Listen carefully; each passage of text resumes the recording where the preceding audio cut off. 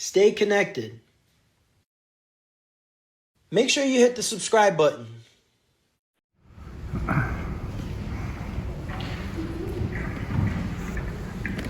Good afternoon, everyone. I'm Mark Matzler, currently a Justice of the Supreme Court from Cortland County. Welcome to the Cortland County Courthouse, where we gather to honor Justice Philip R. Rumsey on his distinguished career with the unveiling of his portrait. This program is being live streamed so that folks who can't join us are able to share this special event. Welcome to each of you as well. Most of you have known Phil and Marie for a long time. You are familiar with them, their family, and their careers. And you will hear more about Phil's long and distinguished career later from others. So I want to begin by sharing a couple of personal notes. First, I find history and tradition to be very meaningful. I think we should learn from and honor those who preceded us, especially when they have served with distinction. The Supreme Court seat that Judge Rumsey held, and that I now hold, has been held continuously by a Cortland County resident since it was established by the New York State Legislature in 1915. Judge Rumsey was the fifth person elected to hold that seat, and like three of his predecessors, was recognized for his abilities with appointment to the Appeals Court, known as the Appellate Division of the Supreme Court. As Judge Rumsey honored that proud tradition with his own success, it is fitting that he will, with Judge Yesowich, continue to permanently watch over this courtroom. Together, they held this seat for nearly 50 years, from 1970 to 2019, and earned the respect of members of the bench and bar as talented and conscientious jurists who serve the public well. To ensure that we preserve this strong tradition, we've installed plaques here in the courtroom that will identify the portraits of Judges Rumsey and Yesowich and provide the highlights of their careers. We have also recently hung photographs of all of the Cortland County Supreme Court justices in the Supreme Court hearing room. Second, I would like to share a few personal remembrances about Judge Rumsey. I have been practicing law for 15 years when I received a telephone call from him that changed my life. I worked closely with Judge Rumsey as his law clerk for 11 years.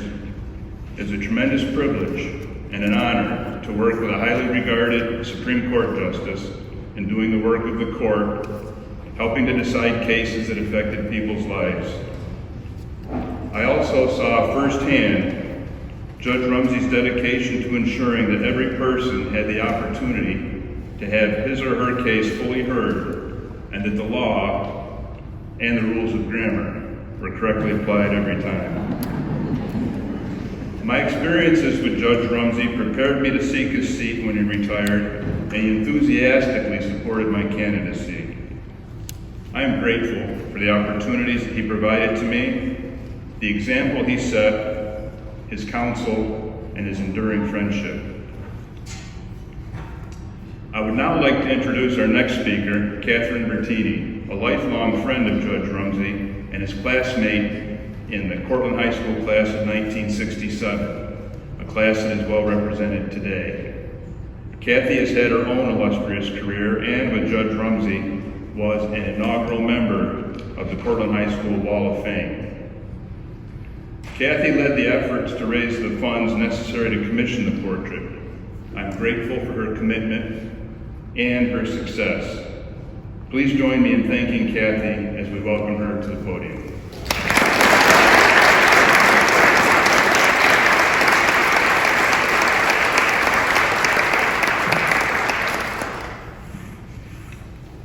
Judge Masler, Judge Mulvey, Mr. Benson, Marie, Will, friends, and Judge Rumsey. This might hurt a little bit. And that's because he is so modest, as so many of you have commented, that he doesn't seek the public limelight, and so we're going to give some of that love to him today. Thank you all very, very much for being here and also for supporting this project. When the judge asked me, and it was his idea to put this together, and we have to give him credit for that, to help raise money, when he asked me to help raise money, it was the easiest project anyone has ever asked me to do, and that's because Phil is so respected and so loved, and people were happy to participate. You know, for many of us, our journey with Phil starts with Bob, Mary, and Phil and the corner store. This was pointed out by Warren Eddy when he wrote, and by Mike Gilbertson when he wrote about not only did we watch from the models that Phil's parents had presented to the community for hardworking, committed people in the community, but we also saw Phil working there at the store as well. And one other thing that I remember learning about Phil's upbringing was that his mother was a Republican and the assistant to Assemblyman Louis Fulmer, and his father was a Democrat member of the city council. So it's fitting that he became a judge, where he has to balance different ideas in order to make proper decisions. Other people, some here, including Charlie Brady and Doug Sherry, and my husband and others, knew Phil from Boy Scouts, where he was very active and rose to prominence in Boy Scouts. But many of us here, and those who contributed, knew Phil from Cortland High School, and in particular the class of '67. Phil was in the band. Phil, all 4 years. He was in basketball all 4 years. He was in track all 4 years. He was in National Honor Society every year he could be. He was in the Maxwell Citizenship Conference, and he was in Boys State. Surprise, surprise, surprise. And I noticed downstairs, and when you go to the reception, I hope you look at the photos that people have put downstairs, there's a picture of our Teenage Republican Club from 1966, and 5 of those members, including Phil and I, and Michelle and Eileen and Kathy, are in that picture in here today.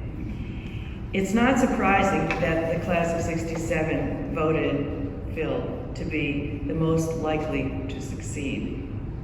And when people wrote in, they said this was so well deserved, this is my pleasure to donate. Phil is a person in whom we are indeed proud. Phil went on to Hamilton College, to the service, to SU Law School, but probably the most important thing he did in his life was to marry Marie. And together they raised 3 children, now have 3 grandchildren, and they are both such great friends of the community and of so many others. Of course, he had a well-established law practice, and then he, surprise, went into politics and was chairman of the Cortland County Republican Committee, and we recognize also that they were generous donors to this project. One of the people who sent a contribution is Assemblyman Steve Ryford, and older timers like me may remember Steve Ryford from Auburn, who was our assemblyman and for whom Phil worked.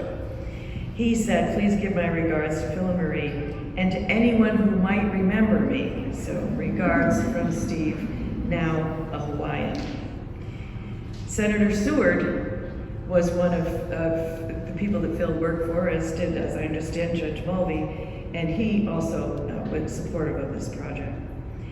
There's a man named Barry Zeplowitz, who was a high-ranking political consultant in New York State, and he said, speaking of those people, what a great group of elected officials: Jim Seward, Phil Rumsey, and Mark Mansell.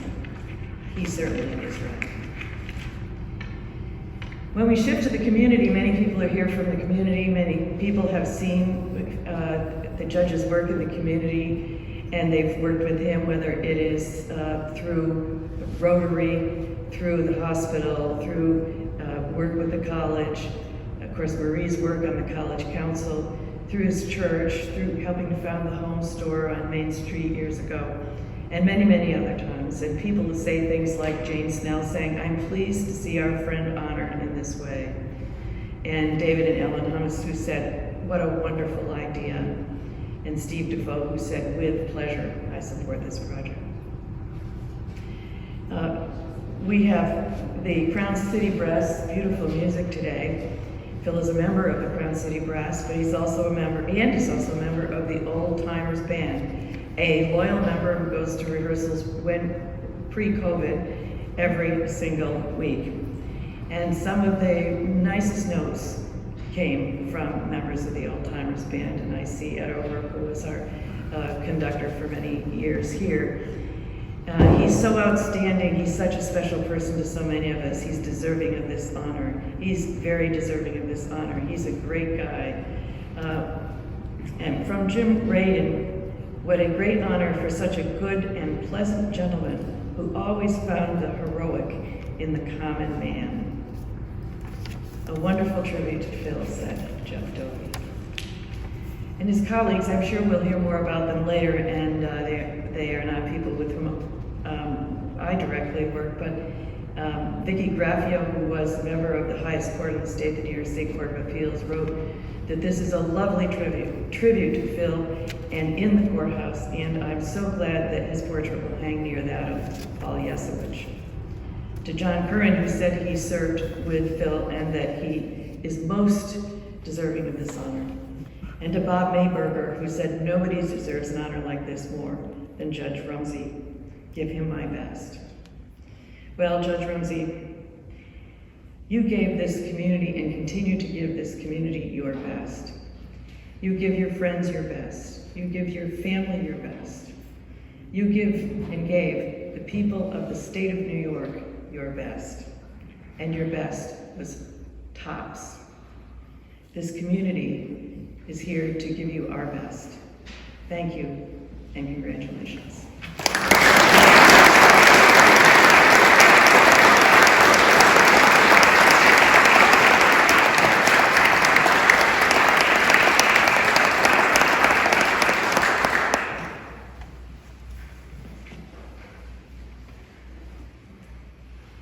There's so much to thank Kathy for. As I said, she was responsible for and indispensable raising the necessary funds. But thank you also for that wonderful tribute to Judge Rumsey and his family, and for sharing the comments of so many people who felt so strongly and so highly and so supportive of Judge Rumsey that they were compelled to share them. And thank you for sharing them with all of us assembled. Thank you also to everyone who gave in support of this effort. We appreciate your contribution. There are also many others who are indispensable to today's event. Many people contributed either to fundraising or to the ceremony and the reception. I extend my personal thanks to each of them and ask you to pay attention to the back cover of your program where each of them is recognized. Again, thank you all for your support of this effort. As most of you know, and as Kathy just mentioned, in addition to being a respected jurist, Judge Rumsey is also an accomplished trombonist who has enjoyed playing in many local groups, including the Old Timers Band and Crown City Brass for many years. We are thrilled that Crown City Brass is with us today and thank them for providing music both before and after the ceremony and for offering this next special number. I hope Judge Rumsey has been able to relax and enjoy hearing them perform without him.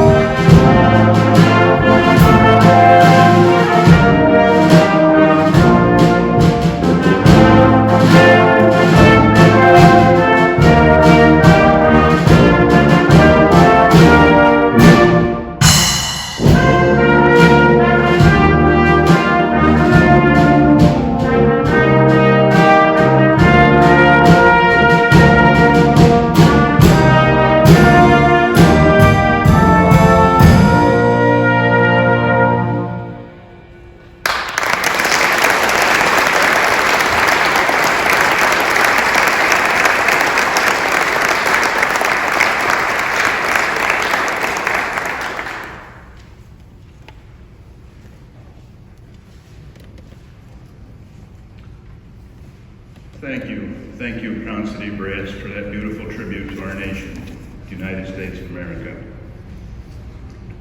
Our next speaker is Robert Mulvey, a retired Justice of the Supreme Court from Tompkins County. Judge Mulvey is no stranger to Cortland County.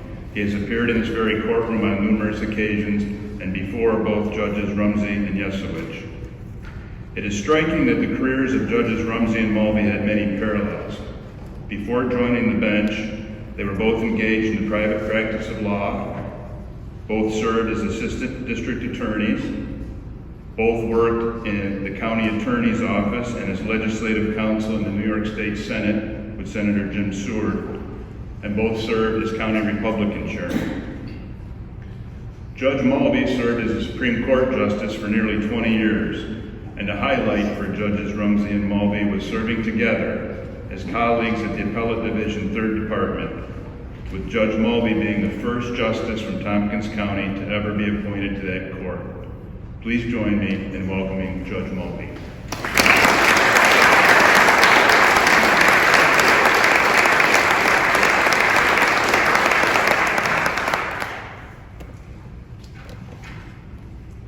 Thank you, Justice Masler.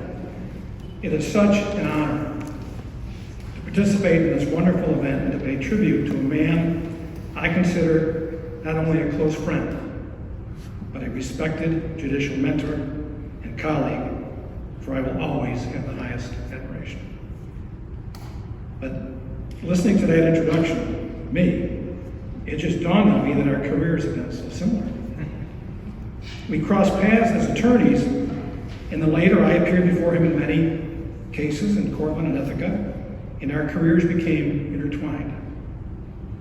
In fact, there are so many parallels that it's almost disturbing.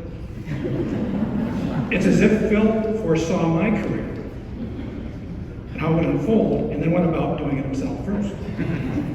He worked in the family store. I worked in Mulvey's meat market. He served as assistant DA and county attorney, as did I.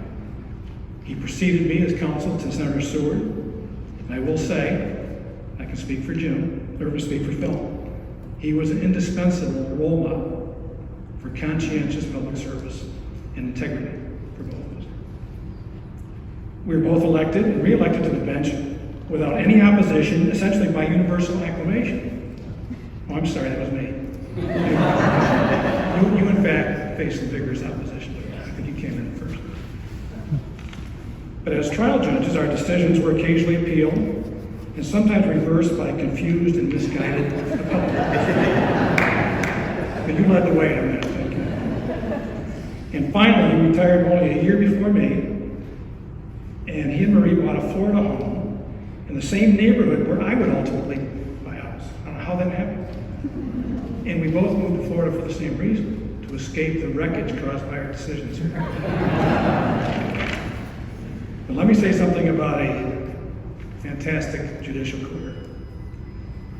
Phil's career is noteworthy not only for his day-to-day service as a hard-working trial and appellate judge, but also because it exemplifies a high level of commitment to the judiciary as an institution and to the New York State Supreme Court in particular. In addition to carrying one of the highest caseloads as a trial judge, Justice Rumsey became active in the Association of Supreme Court Justices of the State of New York, rising through the ranks of an organization heavily dominated by downstate justices, and ultimately rising to the presidency.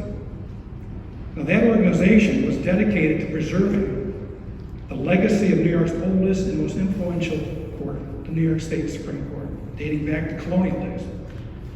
It fell upon Judge Rumsey to lead it through its most challenging times, including successful personal advocacy before legislative and gubernatorial commissions.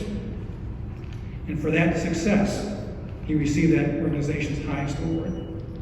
I attended many meetings of that organization, conferences, and I could see how our Phil Rumsey was looked upon by all these justices with a great deal of respect. They saw the qualities in Phil that we've all seen on a statewide level. Now, equally significant has been his long tenure as a member of the committee responsible for publishing an annual edition of the jury instructions. These volumes are considered the Bible for judges and attorneys throughout the state. The names listed on that committee, which include David Demarest, who's here, are recognizable to all judges and attorneys in New York as the best and brightest we can offer. And Phil Rumsey has been part of that for many years. For these two accomplishments alone, he has served as a great representative of Cortland County and the 6th Judicial District. And most recently, I've had the opportunity to work alongside Phil as an appellate colleague, which reinforced my admiration for his abilities and intellect and temperament that so many others have seen. That was the icing on the cake for me, Phil, to serve with you. So it is fitting that his portrait adorn the walls of this courtroom, together with that of Cortland's beloved Paul Yesowich, Phil's mentor.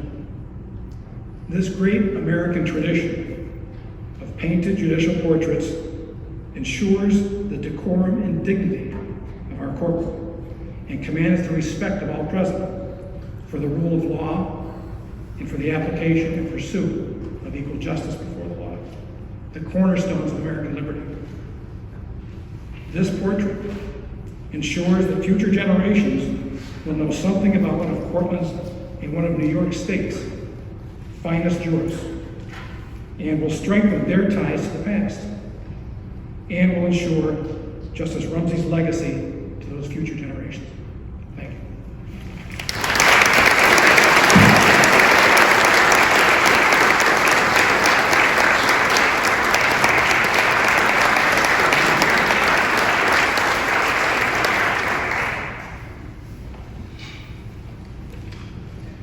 Thank you, Justice Mulvey. We are approaching the moment you've all been waiting for, the unveiling of the portrait of Justice Philip R. Rumsey. It was painted by artist William Benson of Ithaca, who joins us today. Mr. Benson has been painting portraits professionally for over 30 years. He has completed well over 300 paintings that hang around the country and the world, including several portraits that are displayed in both Great Britain and Italy. He has painted more than 24 deans of separate colleges at Cornell University and is also a highly regarded and accomplished landscape and nautical painter who shares that he is inspired by living in such a beautiful location and by having been a sailor since he was 4 years old. He currently owns and sails with his wife Sadie a restored 36 feet wooden sloop on Cayuga Lake. I'm going to ask Mr. Benson to come forward, and he's going to share with us some of his thoughts about the process of painting this portrait of Judge Rumsey. Mr. Benson?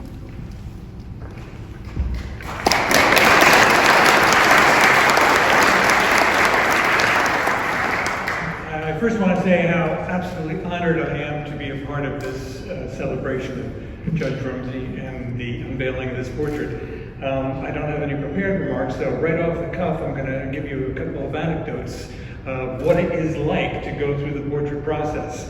99.9% of the subjects that I paint have never had their portraits painted before, and it can be an intimidating process. I was very, very lucky, happy, and honored to be requested to do this portrait on the recommendation of Bob Mulvey, and that's a very, very high recommendation indeed.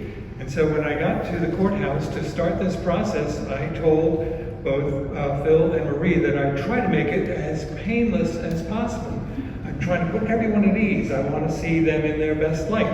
And, you know, Phil Rumsey is probably the nicest guy I've ever met. And I wouldn't have been upset if I had been brought into this court to be in front of him for some other reason.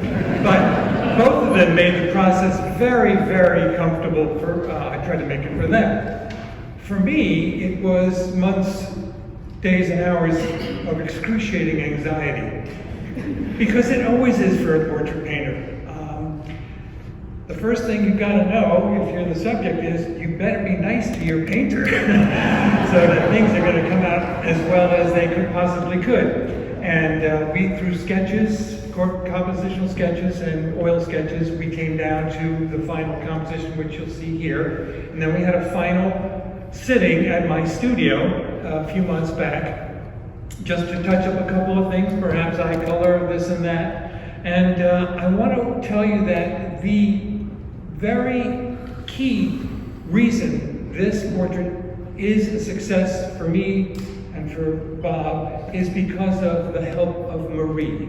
No one knows him better than she does. No one can point out to me exactly what might need adjustments here and there. So I want to thank Marie for the absolute success of this painting.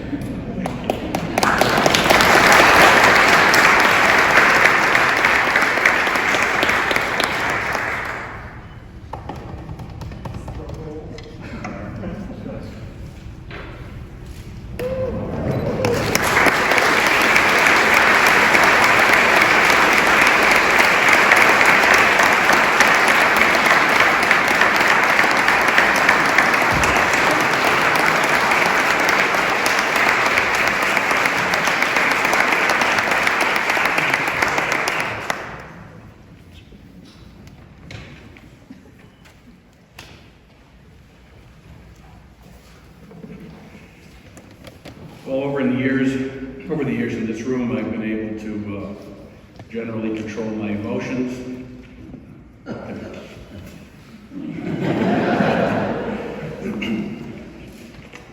And I've been in charge usually, and pretty much know what's going to happen next. It doesn't seem like that's what's going on today. I've been in the dark for the most part. I didn't even know my great friend, Judge Mulvey, was going to be featured. I thought he was off sailing in a boat, and the mail didn't catch up to him for this event, but thank you so much. Kathy, I knew you were going to speak. Very special. Thank you. If you're here because you heard they were going to hang Rumsey in the courtroom, it's not quite the case. I was framed beautifully by Vicki Delaney, I must say, from the Cortland picture frame. Thank you very much for your involvement as well. This wonderful honor began last year, and I've got everyone to thank, but I'm going to begin by my sincere thank you and love for Marie Rumsey. And she's had that name for more than 44 years now. Our children deserve thanks. My daughter, Elizabeth DeVacy, my son, Phil Jr., some of you know him as Rob, and my son, William, who's able to be here from Chicago. You're welcome.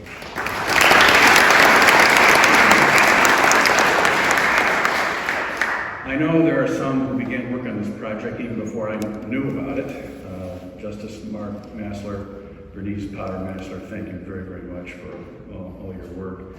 Kathy Bertini, Cheryl Holbrook, my secretary for 20 of my 26 years. I don't know how you did that. And you can see on the back so many others that were so helpful. Kathy, I've heard her speak before, and she's mentioned me, and I know she likes to bring up, as she did today, something that occurred more than half a century ago in high school, where apparently our class made various votes, and she likes to point out that I was voted to be most likely to succeed. Now that didn't prevent her from doing something positive with her life, even though she didn't receive that vote. The President of the United States nominated her to serve, as she did for 10 years, as Executive Director of the United Nations World Food Program. Kofi Annan appointed her as Undersecretary General of the United Nations. She researched for the Bill and Melinda Gates Foundation. She was the recipient of the World Food Prize. The London Times mentioned her as one of the most powerful women in the world. How rich is it for her to stand up here and say, I was the most likely to succeed? William Benson, we had not seen the final product fully and beautifully framed until now. I gotta thank you so much. Marie and I will always be grateful for your artistry, and our involvement with you in the project was thrilling. And seeing the process as you described it over so many months, really, charcoal drawings and sketches, it was fascinating. And this is why you have portraits all over the world, and even in Cornell and Court of Appeals in Albany. Thank you also, Sadie Benson, for all your courtesies as well. Bill was very easy to work with, and he was willing to make any changes that we might see, as he pointed out. For example, when we saw one of the early drawings, Marie and I said, well, maybe you could remove the COVID mask from the face for a good start. But all kidding aside, Bill, I want to thank you, especially for the hair. It's going to last a lot longer than the real thing. He did take great care. When you get to take a look at this, you will see appropriately, because I was up there, to my left is the state flag, and on the state flag there are two ladies. One is Lady Justice, and that's who you see peeking up there. There's also Lady Justice that's 10 feet tall on the top of the dome of this building. And he has captured the fact that she's blindfolded, representing impartiality. She's holding up the scales of justice for the balancing of evidence, and she's holding the sword of justice for the swift and final authority. So when people look at that, they appropriately, accurately see Lady Justice. Once in a while I look at that flag and I see Marie Rumsey. You might be a Supreme Court Justice, but you can't recuse from taking out the trash. You have to have a sense of humor in this profession for sure. I can remember when, before we had security, we actually had attendants, and there were people here that would help service jurors and attorneys and people that were in the court system, and they were older than I am now. I remember one jury trial where the attendant was sitting here in front of the bench, as is typical, and then the lawyer was addressing the jury over in the jury box. And we were suddenly all alerted to a very loud snort as the attendant woke herself up from what was apparently a very boring trial. And at those moments, as judges will know, we're here. Thank you, Judge Demarest, Sandy. At that moment, everybody, including the lawyers, will turn and look at the judge. The jurors will all turn and look at the judge, and they're as if they're saying, what do we do now? How do we react to this that has occurred? And you have to suppress your emotions, and so you just don't encourage people to laugh at anybody's expense, so we carry on the trial. But all these have built up over 26 years, and so if you see me in retirement, driving down the road or going into a grocery store, and I'm laughing for no apparent reason, it's because these things are bubbling up. You can also see that Bill, you can just barely see that he has produced an iPad over there on the right, or my left. And that's appropriate because now judges typically do use electronic devices on the bench. And so I think it does add a touch of modernization, I suppose, to what would be an old judge portrait typically. This was a head scratcher for Bill the artist when he was asked if he couldn't maybe display a trombone. And you can see it hanging on the iPad. If you go up and take a closer look, you'll see it better. I don't know who suggested it. It could have been the famous trumpeter Charlie Martini. For all I know, they're quirky as trumpeters. It could have been a stipulation of contribution from the Old Timers Band. Could have been former director Ed O'Rourke. Might have been my mentor for playing a trombone in my adult years, who taught me so much and has gotten me into several groups, Jim DeDario. And then I sit in the Old Timers Band and in this group with Mike Poole. And Charlene, I can see Bill Welch holding a trombone, by the way. Jim Ball, I know, played trombone in high school. So you see, Bill, it was appropriate, even though you wondered why am I doing this. I think it's appropriate that it's there and it's been a part of my life for quite a long time. So if you're summoned for jury duty here, you can kind of jab your neighbor and say, I don't remember who that guy is up there, but if you look real closely, you can see a trombone, believe it or not. And if you sneak binoculars in past security, you can take a closer look when you're here as well. So anyway, Bill Benson, thank you very much for your expertise and your friendship throughout this. I'm very aware that I have friends who are supporting me. I have colleagues, the Cortland High Class of '67, Cortland Rotarians, the Old Timers Band. What I didn't know until very recently is that I must have missed a rehearsal of the Crowd City Brass. And I'm not sure whether I'm going to be back in that group or not. It sounded excellent. It's a blast to hear the music without having to play it. Jim Lowe plays trombone. That's where I would be, but he has expertly taken over. Our leader is Mark Baxendale, who obviously plays trumpet and arranges many of these arrangements that we can play. The master band here, Jackie Baxendale, his wife, feeds us at rehearsals, which is always wonderful. Liz Ellick, the beautiful tones of the French horn are pointed out that way, which is perfect today. And I can only play a few notes if I were sitting there where Jim is now on the trombone. So there are two people that are in this group that do something different so that I can sit and play. The only thing I can play is a few notes on the trombone. Mike Poole arranged that Beatles melody that you heard. It's actually set up for the Old Timers Band or like a full band, and he arranged it for 5 brass people, and he's just a master at this. And he looks like he's playing the trombone, but for my sake, what he's doing is reading the second trumpet part, and he's transposing in his head, and he's coming out the trombone. He's doing that so I can sit there and play. And then there's an expert trombonist sitting in the middle of the back here, who I think went through, a college playing trombone. But for some reason, she's sitting there playing a banged up tuba, only so that I can play trombone. And Skylar Roswell, I thank you very much for doing that. I wouldn't be part of the group for your doing that. So those are all the musicians in the group.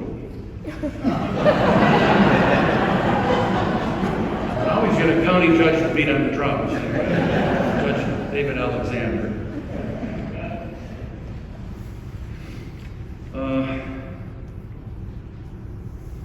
I have to say, Judge Nevers, thank you for making the trip. Others have traveled a good distance, but you and Sandy coming here is very special. Judge Mulvey jokes about having followed my career in a sense, but Judge Nevers helped me out from day one before we took office. The same year we were elected initially. If it weren't for him, I wouldn't have been active in the Supreme Court State Association because he led the way and was smart enough to retire just before I did. He always had a license plate number lower than mine too, but I chased him out. He got out of there and finally caught up with him. Almost 2 years ago, I was here with Judge Massler when he took the oath of office for Supreme Court. I thought then it was my last time I'd be able to share some memories. But now I'm here once again, so I have the opportunity to repeat some of those. Because there are many experiences and significant moments of my life of 72 years that actually occurred within about 150 yards of this courthouse. From the Supreme Court chambers on the second floor over there, you can see on the corner of Church Street and Central Avenue, next to the library, is the former Bob and Mary Rumsey Corner Store, the place of soda fountain, coffee, sandwiches, newspapers, ice cream sundaes, and a lot of banter, especially when Tom Gallagher or Jim Reagan were there. There was a lot of banter. We lived in that building in an upstairs apartment in the 1950s. I rode my tricycle in front of the store when I was 5. My dad taught me to ride a bike out here on the courthouse lawn. There was a time when my young friends and I would hide and go under those long steps in the front where you came up. I remember my parents at the store tossing in loose coins, mostly pennies, into a cigar box. So when it filled up, they'd dump it into a bag. I'd walk it up to the Cortland Savings Bank, and it started my college fund, basically. Next to my dad's store, right over there, is the library. Many years, the home of librarian Warren Eddy, and where Janet Tennant worked in the children's section. Right out here on Court Street is the old YMCA where I learned to swim, and on the other corner here across from the store was the church I attended growing up, which is now housing Rose McNeil Hall, where I play trombone with the SUNY Cortland Community Orchestra. At least I think I do, because I'm not sure I play with them anymore either. And then the county office building right out here was the junior high school that many of us attended in the 1960s. In 1977, 2 days before Marie and I were married, I finished trying my first case as a prosecutor in this beautiful courtroom. Isn't it beautiful? With stained glass. In those days, also prosecuting was Bill Pomeroy, Tom Jewett, and others. For the past 2 decades, I've been playing trombone, as I said, with the Old Timers Band and Crown City Brass right out in Courthouse Park. So I feel as though I never made it very far from this courthouse green, but it has been a wonderful journey, a wonderful ride. In 1993, this very spot, while our children were in this jury box here with my dad, Marie and I were up on the bench with Justice Yesowich, and yes, that's his portrait up there. And I took the oath of office for Supreme Court. So you see, the opportunity today to be at this location again with friends brings many memories and emotions. And the journey to my judicial career would not have been possible without so many involved in my legal career, such as my law partner and political sage, John T. Ryan Jr., Marilyn Ryan, Gwen Stiles, Nancy White, State Senators Steve Reifer and Jim Seward, and Bill Ames, and Andy Jewett, and Connie White, and Bob Howe, and Judy Reelman, and Russ Oshaw, and many others, including Barry Zeplowitz that you heard Kathy talk about, a media genius from Buffalo, is a wonderful man. A large part of this honor for me is being included with the other 2 portraits that are displayed here. Yes, that's my mentor, Judge Yesowich, and in the back is a portrait or a drawing of Elton B. Parker, and both men in different ways have affected my life. You heard a little bit about Paul Yesowich. He was one of my mentors, and he encouraged my career. By the way, before he attended Cornell Law School, he was a member of the Navy Scouts and Raiders. That's a predecessor to the Navy SEALs. And he worked in this courthouse for nearly 30 years, did many trials here, and also did appellate work in Manhattan and in Albany. The last years, when he lived in Homer, he enjoyed cream of cauliflower soup that was made and delivered by Marie Rumsey. Elton B. Parker. Many of my classmates and I attended Parker Elementary School here in Cortland, just a few blocks from here. John Hicks and I were kids in the back row of several of the grade school pictures because we were the tallest. And of all things, Marie Rumsey taught for about 26 of her 30 years of teaching at Parker School. So why is there a school named after him, and why is his portrait here? Well, there's a distinguished lawyer and a former Cortland mayor, Marty Mack, who knows full well, and he's the Parker expert. He writes and he speaks about him, and he arranged for the portrait to be here. Thank you, Marty. Marty's able to correct me about anything I would say about Parker as well. And yesterday I heard, Marty, that Judge Massler has arranged for, as you see the new plaques here that are underneath these portraits, there's going to be a plaque now underneath the Parker picture as well. Parker was a Cortland native, and he was born near where Judge Massler's current house is. Parker attended the Cortland Normal School, which became SUNY Cortland, and he then taught school in the town of Virgil, of all places, Bill Olmsted, to teach in the town of Virgil. And then Parker became a lawyer, a very successful one in Ulster County, before becoming Chief Judge of New York State's highest court, the Court of Appeals in Albany. He resigned from that position without much notice, without much fanfare, in 1904 to run for the United States president against Teddy Roosevelt. And to bring everything full circle, Parker was present here when the cornerstone for this courthouse was laid in 1922. I had a quick story that relates to Parker, but Marie Rumsey knows some of the stories I want to tell, and sometimes she just says, you don't have time, you can't tell them. Although, so I can't tell you about a decision he did in 1902 about a Rochester flour company that used a picture of a teenage girl on their boxes of flour without her permission, and they sold them all over the country, and she sued them. It's a great story. There's more to it. Marie won't let me. So I'm going to ask about it later. It's fascinating. And lastly, and by lastly, I mean I have a couple more pages of thoughts that I'm going to read. By the way, the seats that you're in that were built 100 years ago were no more comfortable then than they are now. I am sincerely honored and thrilled by this ceremony, and I have to say, I'm just a little bit embarrassed as well. And I've been thinking, why is that? First of all, I do understand that there are times when judicial portraits are displayed, and there's a degree of prestige of being a member of the court. And Supreme Court's an elected position, and there are very public issues involved in this career. Over the years, there have been many notable trials and decisions that I've had the privilege of overseeing, and I've had some very interesting issues, including, as just a few examples, the issue of church and state, which you can ask me about later, an issue of whether a town's ordinance precluded an adult entertainment business. Marie told me not to say that, but I did. And tragically, whether a county coroner could release a deceased woman's body to her mother rather than to her husband, who was charged but not yet proved with having killed her. Or whether an annual college block party of 5,000 people on Clayton Avenue was a public nuisance. The New York State Attorney General, represented by Marty Mack, came to court to argue, yes, it was. Another issue was whether Cornell's Lake Source cooling plan would harm the environment of Cayuga Lake. And does a town have the legal right to ban the process of fracking for natural gas? So these are some of the public and exciting issues. And so truly the work of a justice is somewhat unique.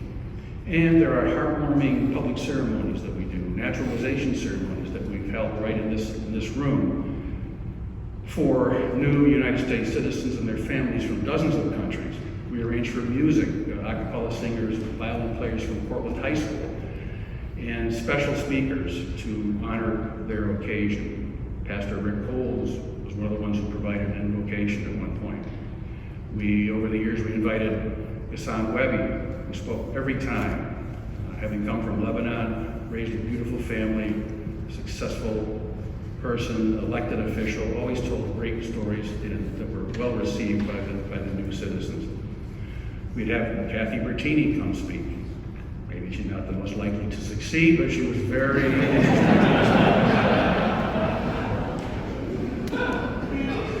SUNY Cortland President Eric Bitterbaum always told a personal and fascinating story and memories of his family.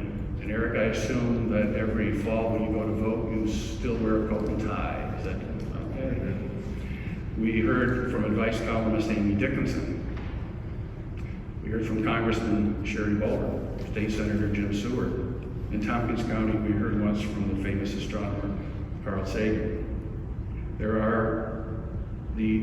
These are the matters that the general public hears about, and other judges know that just as with the work that all of you do, most of our work is not newsworthy, but it's personal to people who have disputes over custody of children, or money owed, or property lines, or malpractice, or slander, or breach of contract. There's a long list of issues, and some are very tragic. You don't hear about these, and I don't hear about the work that all of you do. So my take on this is that hard work is hard work.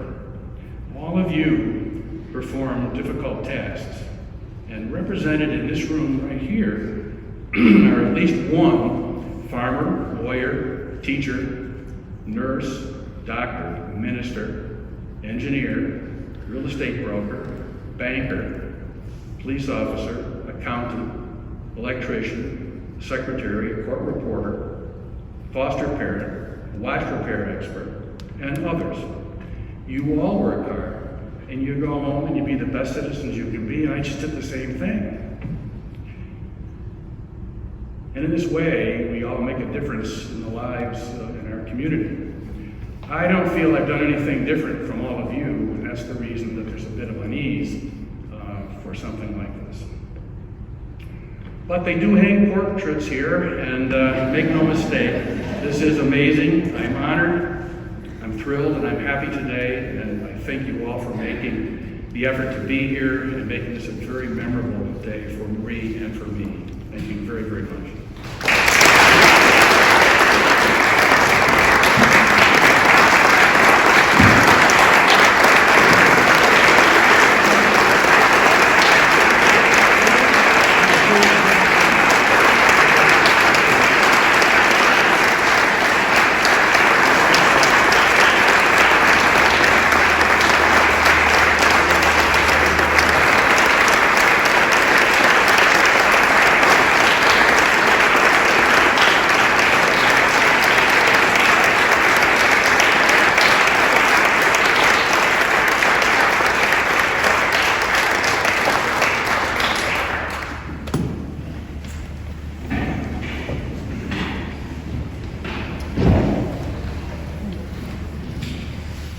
Thank you, Judge Rumsey, for those wonderful comments. We've enjoyed honoring your distinguished career today. Concluding a wonderful program like this presents some logistical challenges, like obtaining photographs of groups of people with the honoree. So we're going to try to organize it by asking you to remain seated as we do several larger group photographs, like the Cortland High School class of 1967, Rotary, and County Republicans. And then we'll continue with some other groups, like those that have a musical connection with Phil, church friends, judges and court staff, family, and others. After your group photo is taken, please make your way to the first floor rotunda for the reception, which in addition to fellowship and refreshments offers a display of memorabilia of Judge Rumsey's career. You're also welcome to go to the Supreme Court hearing room, which is just to the left as you exit the courtroom beyond the elevator, and you can view the photographs of the Cortland County Supreme Court justices there. When the picture taking is concluded, you're certainly welcome to return to the courtroom to have a closer view of the portrait and to look at the plaques which will honor the Rumsey and Yesowich portraits for permanently. So thank you, everyone. Thank you for everyone who contributed to the project, for everyone who made today possible, and for your support. And thank you for joining us today. We're concluded. Stay connected. Make sure you hit the subscribe button.